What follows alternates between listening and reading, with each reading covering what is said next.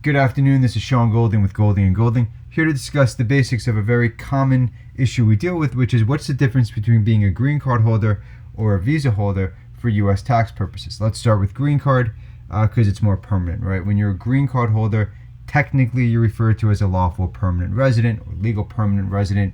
You have the right to remain in the United States, normally 10 years. It used to be forever. They don't really issue those types of cards anymore. Even though you're a citizen of another country, when you're a green card holder, the U.S. taxes you based on the fact that you're a permanent resident status, which means they can tax you on your worldwide income. So for example, if you live in the U.S. and all of your income is being sourced from outside the U.S., it's still taxable on your U.S. tax return. If you live outside of the U.S. And all of your income is sourced outside of the U.S., it's still taxable. The IRS and USCIS don't engage that often, and so maybe you snuck out for more than 6 months and no one caught you.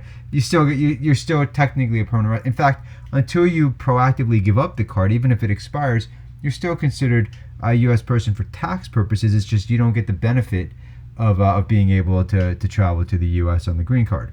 See the green card as a representation of your permanent resident status. Now, if you're a U.S. person, you live outside of the U.S., you may be able to claim treaty rights or treaty election, make a treaty election. If you're in a treaty country, to be taxed as a foreign person, and then the tax rules would be different.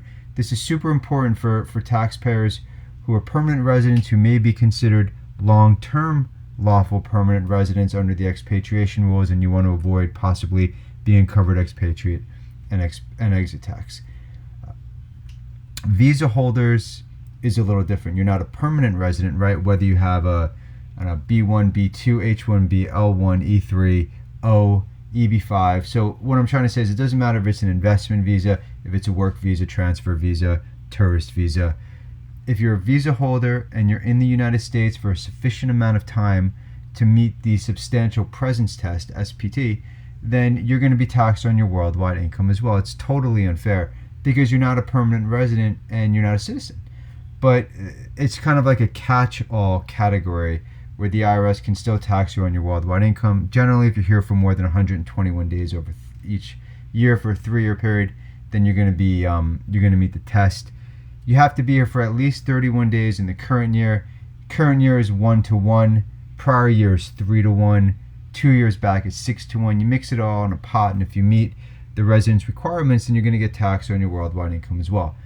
You wouldn't make a treaty election as if you were a permanent resident, but if you have a closer connection to another country or countries, you can elect or you can file it an 8840 to be treated as a non-resident, or an 8843 if you qualify for one of the exclusions. Whether you're a visa holder, green card holder, if you have income from outside the U.S. and you have foreign tax credits, you can apply those. If you met the foreign earned income exclusion, you can apply that. Typically, if you're only a U.S. person because you met the substantial presence test, you probably wouldn't have to worry about that, but just food for thought. The other side of the equation, of course, is if you are a green card holder or you meet the substantial presence test, you have to report your global assets, right? So whether it's FBAR, Foreign Bank and Financial Account Reporting, FATCA, Foreign Account Tax Compliance Act, you have to report all this, and it's basically accounts, assets, investments, and income.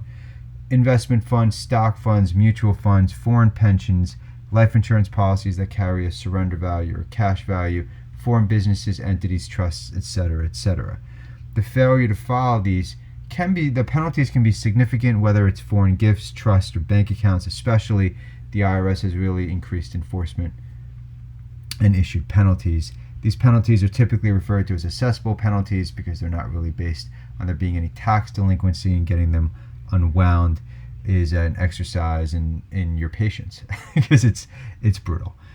If you're out of compliance for prior years and the IRS hasn't caught on to you yet, you're not under audit, you may qualify for one of the disclosure programs. They're referred to as offshore voluntary disclosure. There's something called VDP. That's for people who are willful or can't certify under penalty of perjury that they're non-willful. Streamlined procedure, streamlined domestic for U.S. residents, streamlined foreign for non-U.S. residents. And then there's things like reasonable cause and delinquency procedures. We have lots of free information available on our websites. You can always reach out and schedule a reduced fee initial consultation if it's appropriate to your situation. It isn't always, but oftentimes it is. Again, my name is Sean Golding with Golding and Golding. Thank you for your time. Enjoy the rest of your day.